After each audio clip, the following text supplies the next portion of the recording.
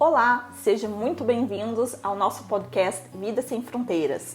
É uma alegria enorme receber vocês aqui. Antes de começar, já se inscreva no canal, sinalize o sininho e mande para outras pessoas para que esse canal fique mais forte e para também outras pessoas possam estar tendo sucesso em se inspirar.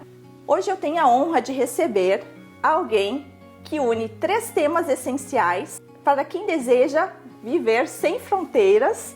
Ele nasceu no Brasil, em uma família de origem italiana, viveu de perto os desafios da sucessão patrimonial e transformou sua experiência em uma missão profissional. Depois de anos no mercado financeiro brasileiro, escolheu Torino para continuar sua história e atuar entre Brasil e Itália. Hoje é o único Family Officer consultor financeiro brasileiro registrado na Itália, reconhecido entre os principais profissionais de gestão patrimonial do país. É uma honra abrir o Vida Sem Fronteiras com Alexandre Cupari. Bem-vindo, Alexandre! Que honra, que bela apresentação. Você fica até arrepiado. E me conta um pouco a tua história, Alexandre. A sua origem familiar, você também é de origem de italianos? Exatamente, tanto da parte materna quanto da parte paterna, né? Da parte materna, meu bisavô, Marson, veio do Vêneto e ele foi para o Brasil e ele acabou construindo seu patrimônio comprando terras lá no interior de São Paulo, e ele era um grande produtor de arroz lá em Taubaté, é uma cidade entre Rio e São Paulo. E da parte do meu pai, a família Cupari, meu avô nasceu aqui em Torino. Ele foi para o Brasil, ele nasceu em 1922, foi para o Brasil, tinha mais ou menos 8 anos, 9, e também ele era um gênio. Ele não estudou, né, aqui na Itália, porque na época estava numa fase bem complicada o país, né, e ele, enfim, começou a trabalhar como mecânico, trabalhou por 20 anos numa indústria lá em São Paulo. Ele criou um monte dessas máquinas da própria indústria, foi da cabeça dele que ele criou. E ele se aposentou como um importante diretor lá nessa fábrica, né? Então foram grandes exemplos assim para mim, que me inspiraram daí ter a oportunidade de voltar e escolher Torino como minha cidade principal aqui na Itália. Então você viu de perto essa construção da sua família ali, né? De estar indo para o Brasil, um novo país, e estar construindo tudo do zero.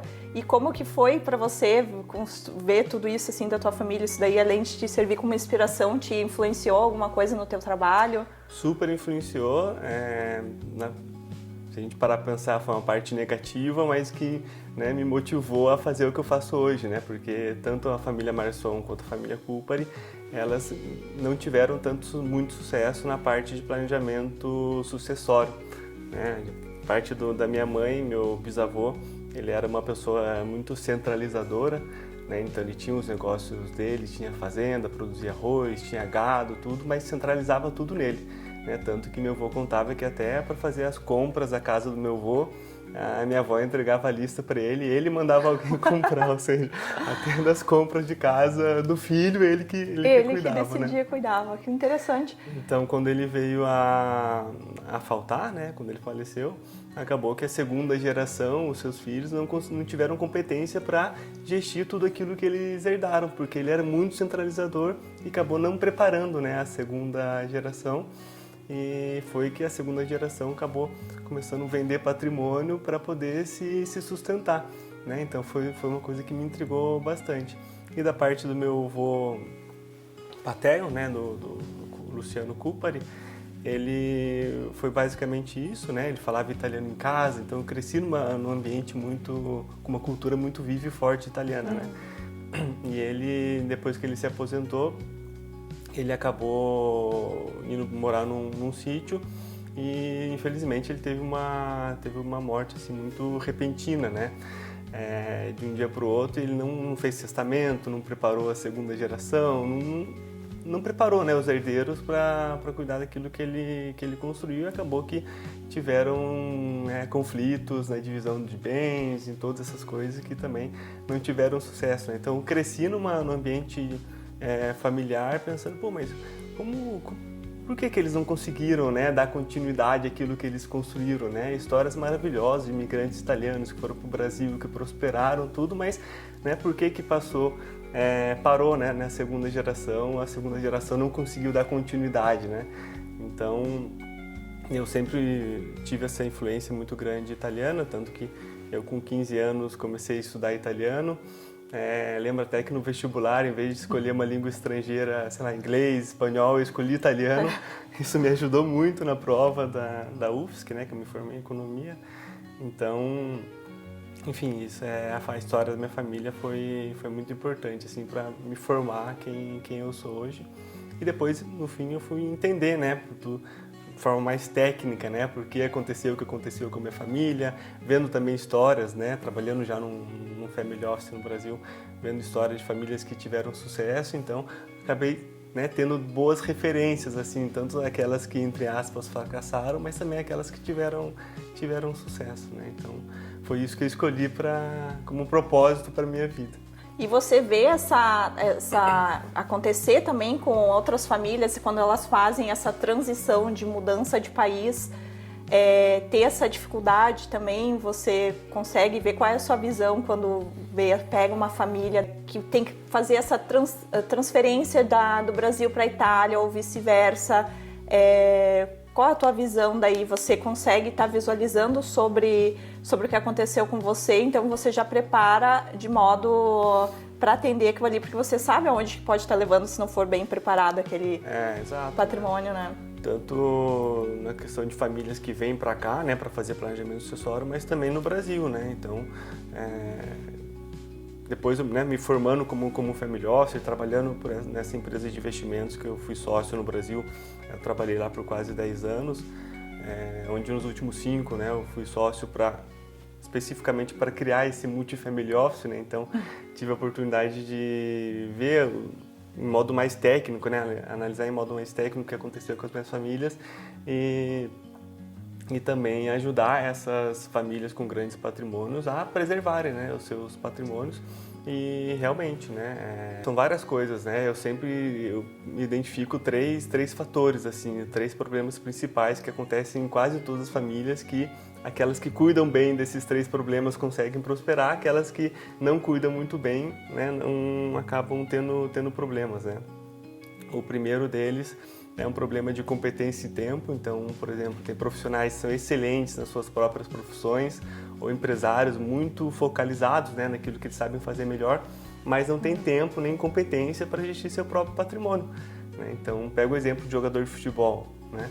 Ele tem que estar dedicado 100% à sua atividade, né? Ele não tem competência para cuidar daquilo que ele está construindo, né? Está fazendo um bom investimento, está fazendo investimento por emoção ou por razão.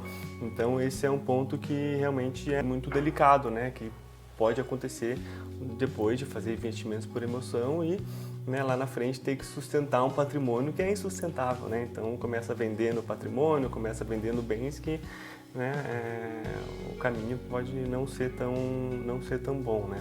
E isso você vê com frequência acontecer com algumas famílias que não se planejaram, chegam para você que já está tudo confuso, assim, é uma coisa que muito comum.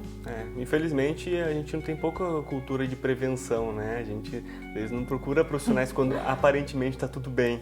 Quando acontece, aparece ali desesperado, Alex, me ajuda aqui, olha só. Quando tem algum problema, então a ideia. Mas tem famílias que já são mais, assim, preparadas e querem estar se preparando, que chegam para você, olha, eu tenho esse patrimônio, eu vou estar fazendo a terceira. Tem famílias que são mais organizadas assim também, né? Claro, tem famílias. Mas a maioria é um pouco... porque essa consciência, né? Tudo uma questão de consciência, né? Daquilo que elas têm, onde elas querem chegar, né? E ter essa consciência de, eu tenho um patrimônio, quanto que entra, quanto que sai, será que o que eu estou gastando, eu estou queimando patrimônio ou o meu próprio patrimônio rende o suficiente para bancar o meu custo de vida, né? Então, é muito difícil encontrar famílias que já cheguem com essa consciência, né? E você acha que tem mercado para essas famílias que têm patrimônio no Brasil para estar investindo aqui na Itália ou vice-versa, um italiano que quer estar indo lá para o Brasil investir? Eu acredito fortemente que sim. Trabalhando no Family Office, a gente identificou que existe já no Brasil essa cultura das famílias de investir em uma parte do patrimônio no exterior, uma moeda forte. né? Como que se chama? Offshore, não? Offshore é criar uma estrutura jurídica fora do Brasil, né? Então, só que por desconhecimento, né, e por ter essa cultura também de que, a Itália é um país que não cresce, é um país muito burocrático, é um país com pouca oportunidade. Infelizmente, não é verdade, né, mas as pessoas, as famílias às vezes têm um pouco essa percepção, né, e acabam criando estruturas, por exemplo, nos Estados Unidos, Suíça, Luxemburgo. Mas um pouco a nossa missão é essa de desmistificar a Itália para o mundo, né? Para que essas pessoas, não só brasileiros, mas para que todos possam entender que a Itália realmente é um país com boas oportunidades, é um país onde o planejamento sucessório é um dos principais países no mundo.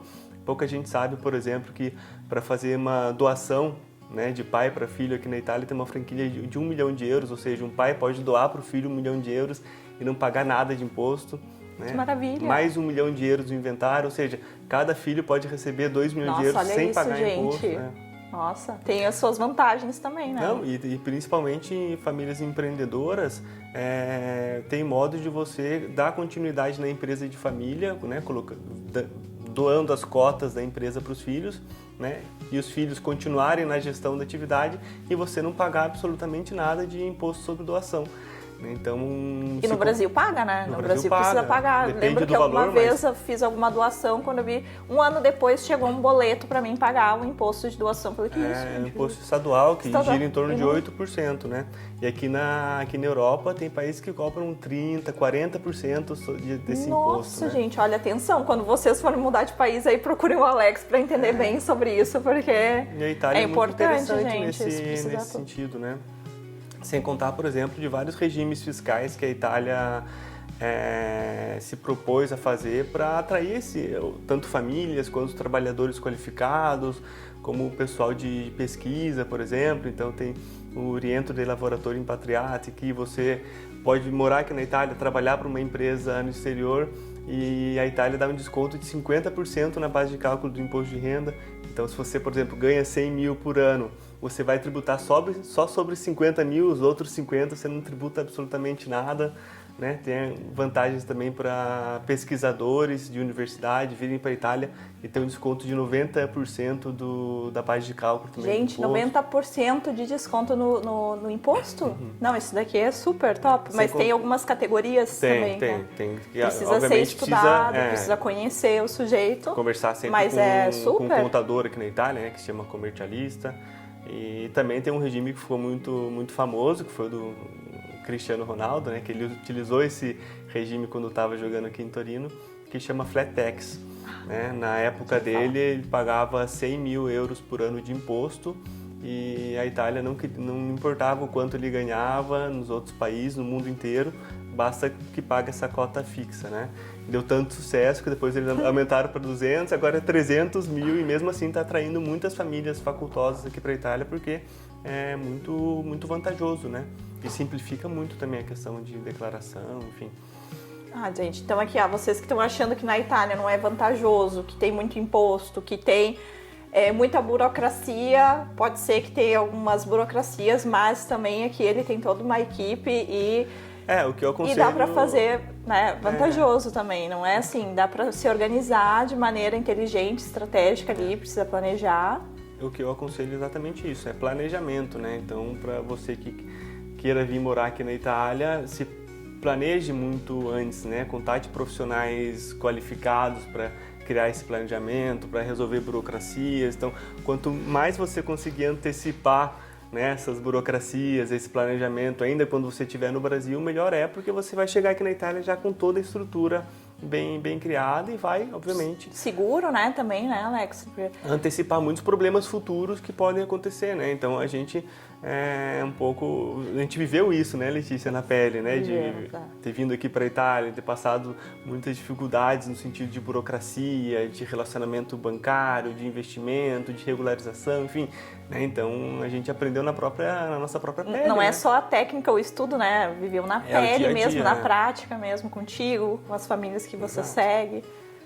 É muito legal.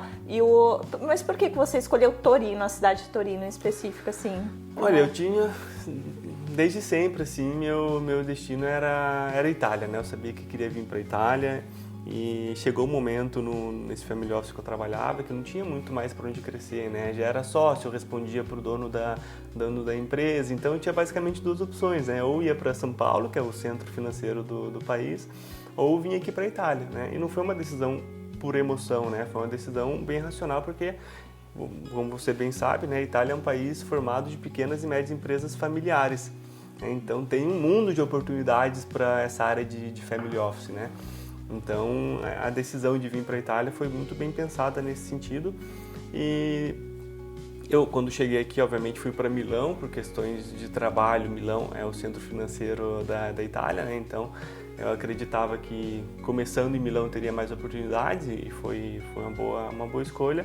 Porém, desde o primeiro dia que eu pisei aqui em Torino... Se apaixonou. Me apaixonei. Claro que tem a questão afetiva, né? Do meu avô ter nascido aqui em Torino, tudo, mas é uma cidade realmente espetacular. Ela é grande e pequena ao mesmo tempo, ela tem muito verde, tem cultura, tem bons restaurantes, ela tem tudo aquilo que acho que a gente precisa para ter uma boa qualidade de vida, né? Ela é uma cidade também muito estratégica, né? Porque Exato. tem aeroporto, custo e benefício dela, comparado às outras cidades da Europa, também é muito acessível, né? Para quem, como eu, preciso ir para Milão, vou para Milão 2 vezes por semana, é muito fácil, né? O trem demora 1 hora e não é um trem lotado que você precisa ficar em pé, não, né? Se tem, baixa a mesa, vai trabalhando, né? Então você não perde absolutamente nada, né? De tempo, então é muito... Dá pra estar viajando de trem. Gente, quem é do Brasil acha que o trem, né, tem a ideia do trem, algo sujo, algo difícil, viu? Pode ser que tenha roubos, alguma coisa assim, pensa já logo em criminalidade às vezes, né, porque infelizmente em algumas cidades do Brasil pode acontecer. Mas aqui não, aqui é limpo, né, Alex? É organizado, é bem servido. Você tem ar-condicionado, agenda tem seu lugar com antecedência, né? Então você sabe que aquele seu assento tá garantido, né? Então tem o aplicativo que você pode mudar, enfim, é muito cômodo, assim. Quando não tem shopper, né? Quando não tem greve. Mas também, assim, né?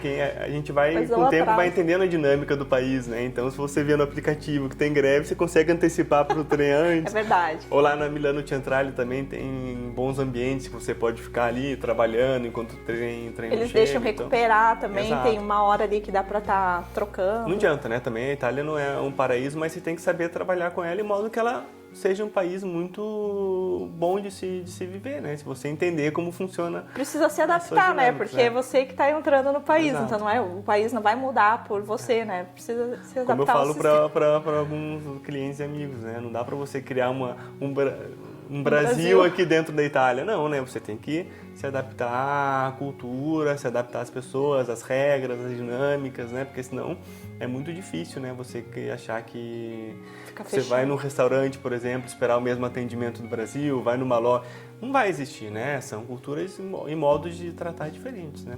E eu vi você falar uma vez que o matrimônio vem antes do patrimônio. O que você quer dizer com isso? Me explica o que é. Esse é um lema que eu tenho de vida, mas de trabalho também, porque no fim, em base nessas famílias, né, que a gente atendeu, praticamente todas as famílias que prosperaram a nível de patrimônio, elas cuidaram primeiro do matrimônio, antes do patrimônio. Então, qual é o conceito, né, de patrimônio e matrimônio? Isso vem lá da palavra latina, né, dos romanos. Patrimônio vem de pater, que era o pai na época, né? Qual que era a função do pai? O pai, a função dele era ir trabalhar, gerar riqueza, trazer sustento para a família, né? E o mater vem de mãe, né? Então lá na época, qual que era a função da mãe, né? De acolher, criar os filhos, cuidar da casa, criar uma cultura, costumes. Então tem essa dinâmica dentro de uma família, né? Que se repete nos dias de hoje. Obviamente que não tem mais essas funções definidas, né? O pai tem que trabalhar, a mãe, muito pelo contrário, né? Muito mais equilibrado. Porém, esse contexto continua, né? Então a gente precisa da parte do patrimônio, trabalhar, criar patrimônio, tudo, mas ao mesmo tempo é importantíssimo criar cultura, criar, né, bons costumes, fortalecer as relações familiares, porque no fim das contas é isso que importa, né? E você vê assim muita disputa familiar com inventários, né, trabalhando com as famílias, com a questão da sucessão ali. Como que você lida com isso, assim, se já aconteceu, né, alguma vez? Porque deve ter muita briga também, às vezes, né, Tem uma estatística muito forte que mostra que grandíssima parte dos problemas de passagem geracional, né, de sucessão, não acontecem por questões relacionadas a dinheiro, a patrimônio ou parte fiscal da passagem, muito pelo contrário. A grandíssima maioria é falta de comunicação interna da família, né? E a comunicação interna de uma família se constrói com o matrimônio, né? De ter boas relações, de todo mundo estar... A questão de pertencimento, né? De todas as gerações pertencerem àquela família, àquele patrimônio, né? Então, hoje em dia não existe muito mais aquela parte do patriarca e a matriarca, né? Como era meu avô da parte materna, né? Que ele cuidava de tudo, controlava tudo, os filhos não sabiam o que ele tinha. Depois, quando ele faleceu, o que aconteceu, né? Os filhos não tinham competência para cuidar de tudo aquilo que ele criou, né? Então, essa parte é muito fundamental fortalecer o matrimônio, né? As relações, os filhos entenderem qual é o papel deles com relação ao patrimônio da família, qual é o papel deles com relação à empresa, né? Eventualmente, se o filho não quiser trabalhar na empresa de família, tem modos de participar, né? Com conselho de família, com outros instrumentos, enfim. Então... Mas chega a ser feita uma reunião com a família? Assim, sim, famílias que têm um nível de governança alto, geralmente se cria um conselho de família e um conselho de administração, né? O conselho de família participa mesmo a família, quem sabe 1 ou 2 membros externos para dar uma opinião um pouco mais técnica, né? Mas esse conselho de família é onde a família decide quais os rumos que a família vai tomar no tempo, né? Então, por exemplo, se tem 2 filhos, um filho participa da empresa, o outro filho, por exemplo, é um médico, né? Uma outra área. O médico participa do conselho de família como sócio de todo o patrimônio, né? Então ele entende tudo aquilo que está acontecendo, entende os rumos da família. Agora o conselho de administração é um conselho de administração da própria empresa. Então o filho médico não precisa participar do conselho da empresa, né? Agora o outro filho que está ativo, sim, né? Então ter essa separação assim dos membros da família que trabalham na empresa e dos membros que têm essa posição só de sócio é fundamental, mas é importante todos participarem do todo, né?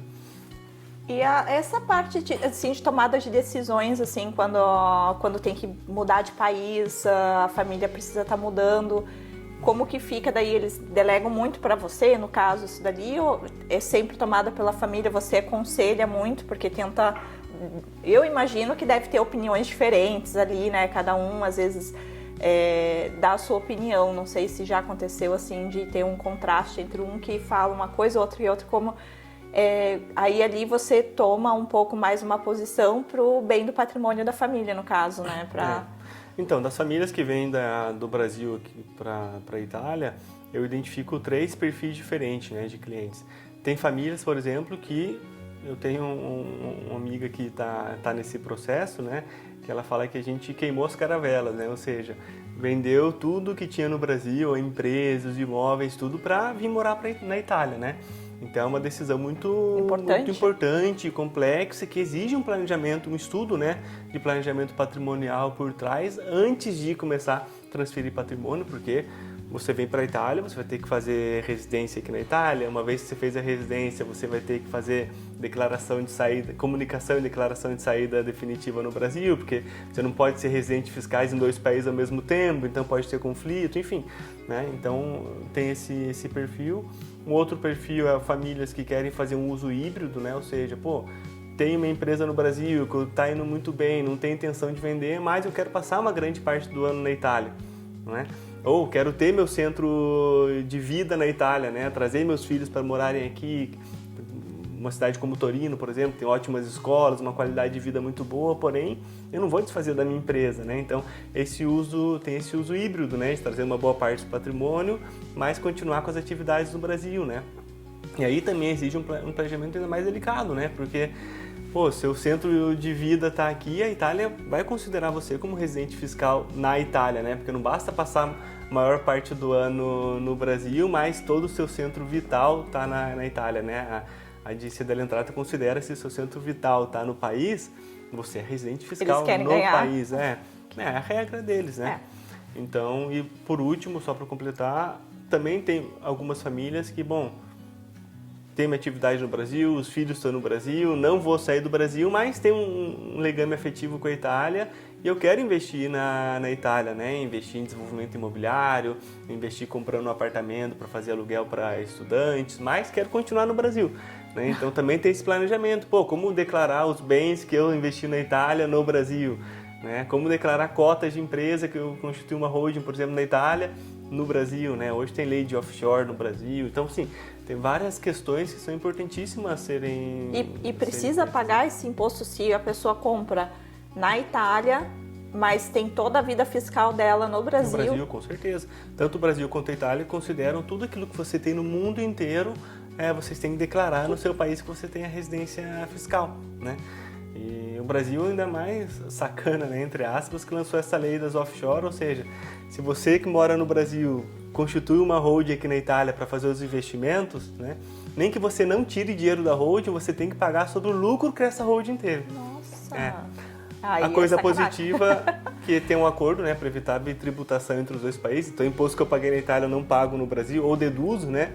Então, como aqui o imposto é um pouquinho mais alto, no Brasil eu acabo não precisando pagar, né? Porque eu pago mais na Itália, ou seja, pago, por exemplo, 24% na Itália, 15% no Brasil, eu não preciso pagar os 15% no Brasil porque na Itália é maior, né? Então, porém, é fundamental declarar, né? Porque se você não declarar, fizer tudo direitinho...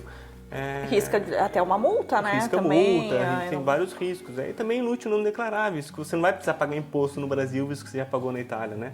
Na grande maioria dos casos. Então... Gente, não deixa de declarar. Então, assim, se vier morar na Itália, tem até quantos dias para estar fazendo essa mudança de residência fiscal, assim, transferir o patrimônio? Via de regra, são 183 dias, né?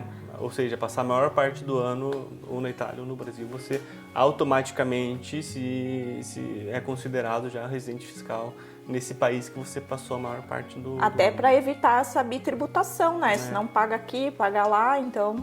Parece complicado, mas não é, né? Se tiver um bom planejamento, claro que, né, é fundamental você ter um bom contador no Brasil e um bom comercialista na Itália. Eu, como family officer, entendo bastante desses argumentos, né, como planejador patrimonial, porém é fundamental e imprescindível ter a figura de um comercialista aqui na Itália que vai te ajudar nas questões mais práticas, né?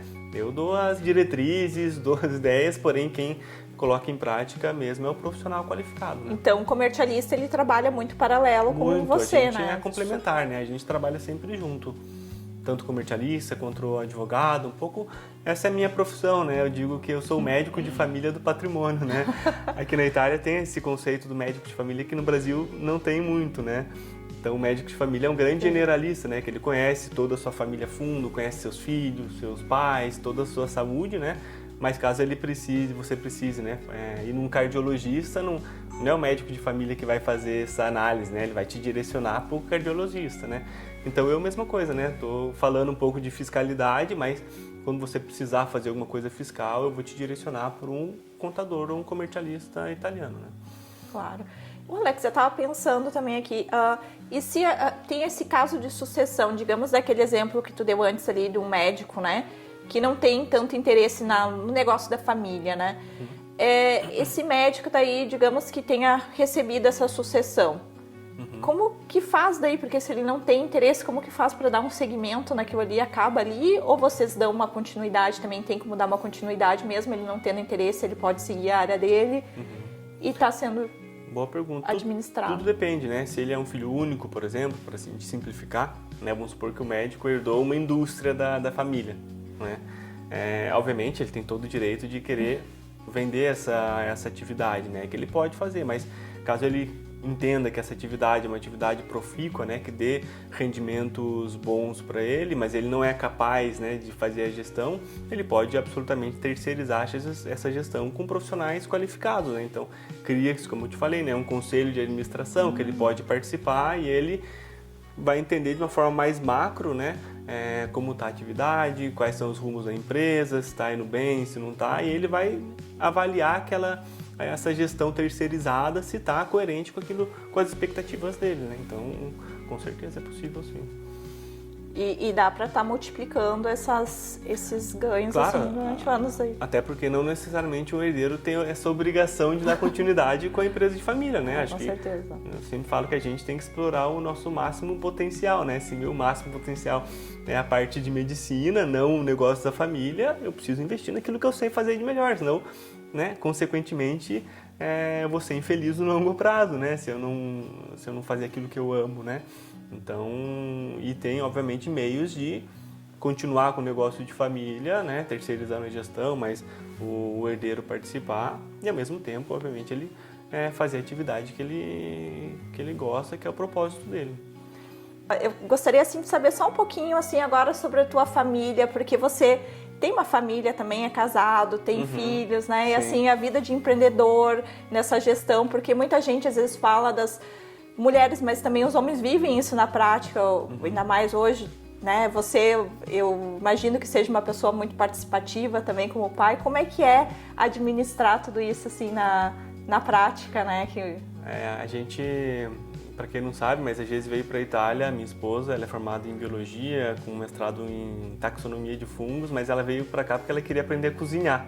Então casou útil e agradável, né? Eu queria vir para a Itália, ela queria que eu aprendesse a cozinhar, mas o melhor país do mundo não tem, né? Não, aqui gastronomia é top. Então ela teve a experiência dela, né? Foi subchefe em alguns restaurantes aqui e tudo, porém a gente entendeu que para constituir uma família, ter filhos, era incompatível, né? A minha atividade com a atividade dela trabalhando em restaurantes, né? Então 2 anos atrás a gente tomou essa decisão de trazer ela para trabalhar na nossa empresa, né, e a gente focalizar no objetivo da família, né, os dois trabalhando para construir um patrimônio familiar, né.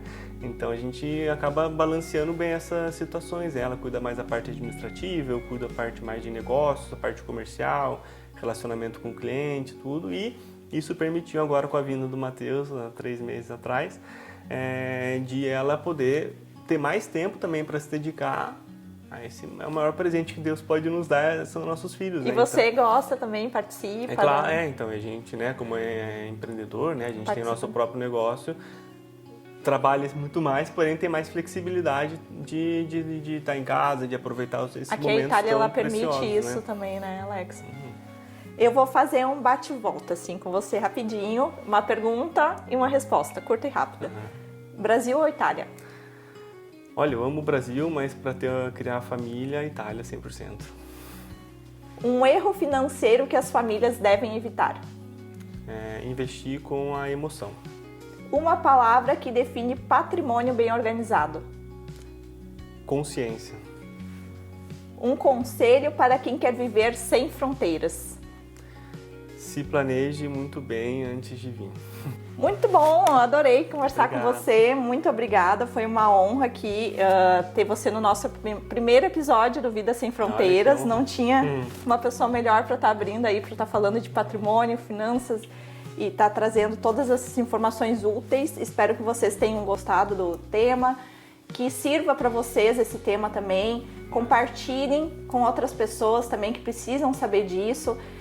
Ativem o sininho, se inscrevam no canal e eu agradeço também ao Hotel Príncipe de Piemonte, em Torino, por nos receber com tanto cuidado, por disponibilizar este espaço para a primeira temporada do nosso podcast e quero agradecer especialmente à equipe por participar desse projeto, né? Quem fez o meu cabelo, quem fez a maquiagem, quem está aqui na produção. E se você ainda não está inscrito, como eu disse, inscreva-se no canal, ative o sininho e compartilhe. Espero você aqui no próximo episódio do podcast Vida Sem Fronteira. Muito obrigada, Alex. Até mais. Obrigado a você. Até mais. Tchau, tchau.